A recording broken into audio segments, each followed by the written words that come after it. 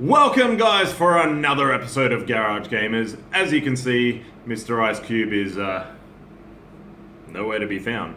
And I'm not actually in a garage, as you can probably tell, otherwise that'd be a bit of a fancy garage. So it kind of defeats the purpose, or the name of the show, actually. But anyway, who cares, whatever. So this episode is going to just be a little bit shorter, although actually, who knows, I'll probably just start rambling and go on forever like I'm doing right now.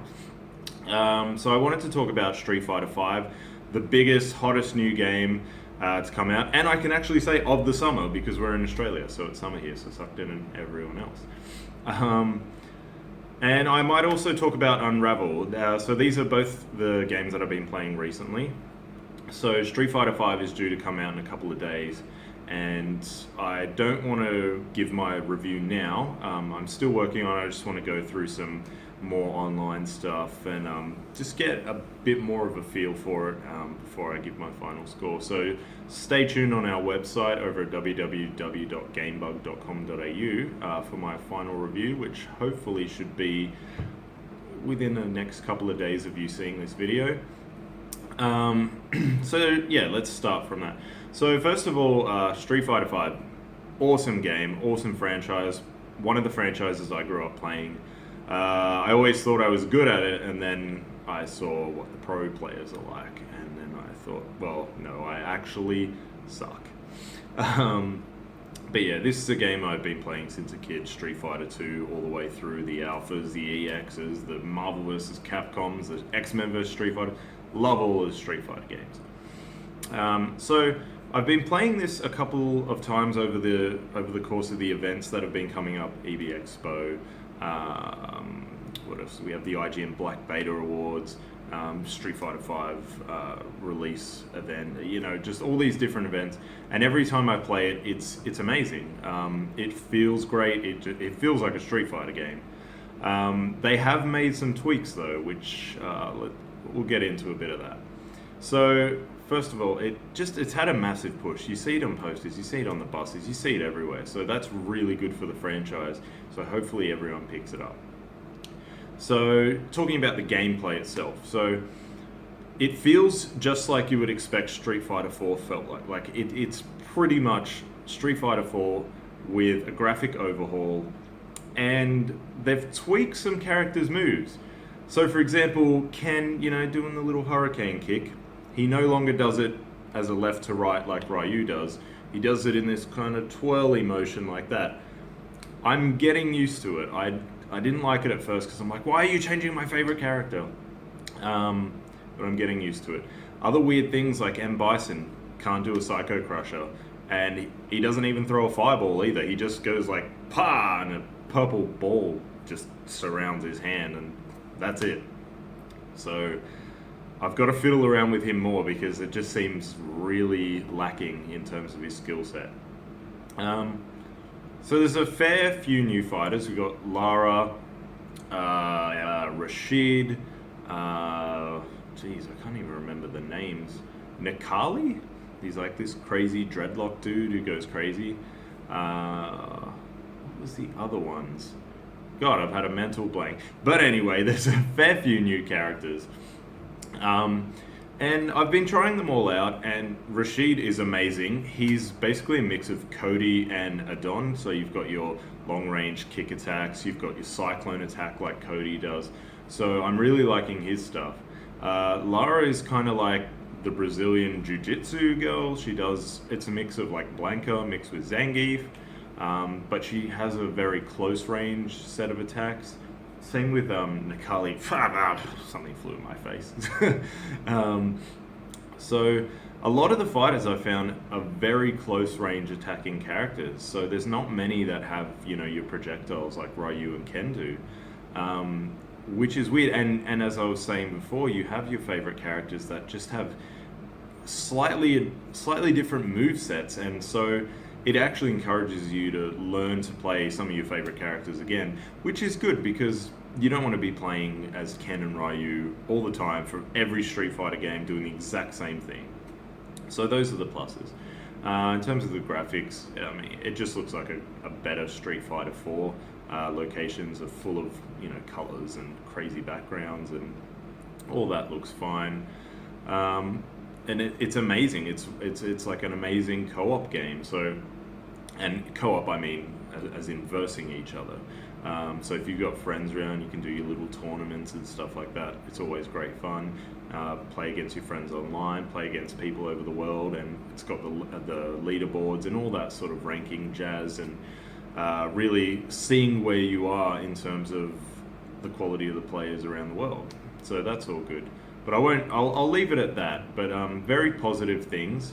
There is one big thing that I'm disappointed about, but I'm going to leave that for the review. So you better read the review. So on to Unravel.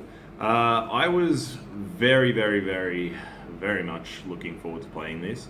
It just looked amazing. I'm a massive fan of platforming games. I didn't realize how much of a puzzle platformer it was, but it just, as soon as I saw it, I was just like, oh my god, it looks so good. The graphics are amazing. So you're the little Yanni. Everyone's been calling the game Yanni because everyone just knows him. It's actually Unravel.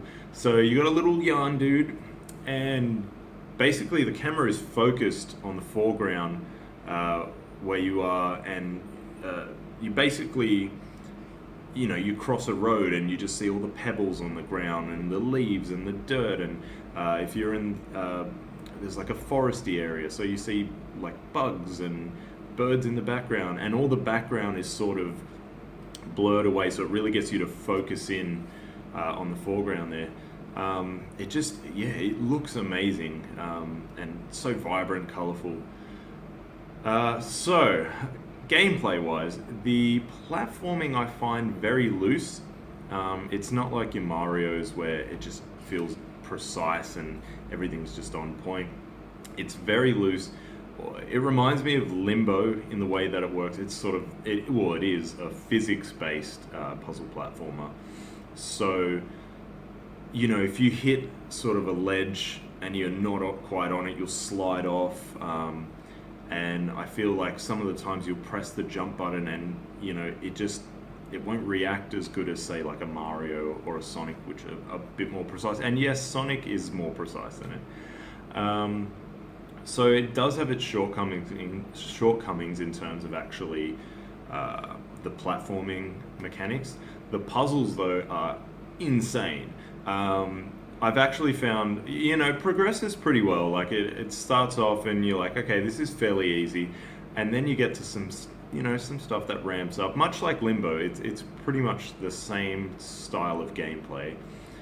But the way it works is you can attach your yarn. So basically, let's start from here. So Yanni, little dude walking around, and he's got a string of yarn behind him.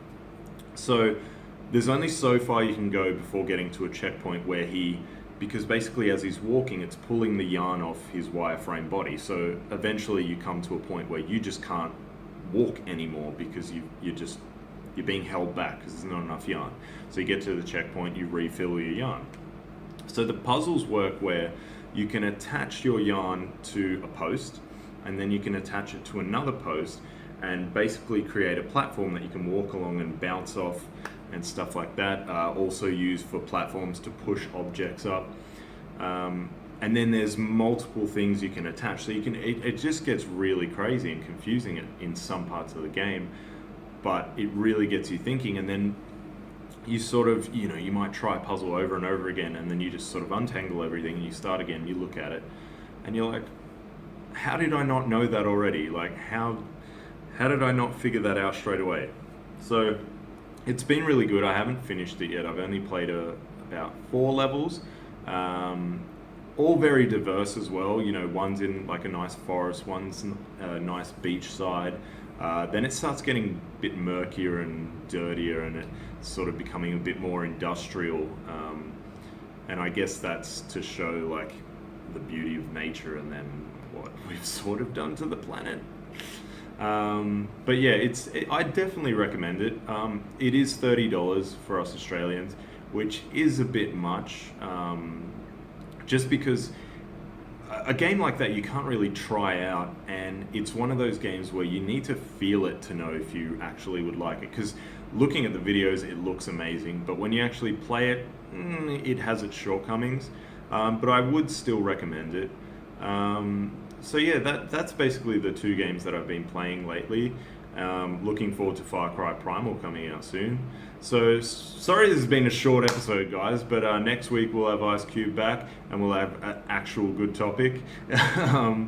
So yeah, check out Unravel and definitely get Street Fighter 5, and stay tuned to check out my review for that, which should be up, as I said, in the next few days. And make sure to like and subscribe on our YouTube page, and go visit our Facebook page and our Twitter page and our Instagram. We've got all the social media. So I'm just gonna basically sell out and tell you to just like everything. So alright, that's been another episode of Garage Gamers. Thanks guys. See you next week.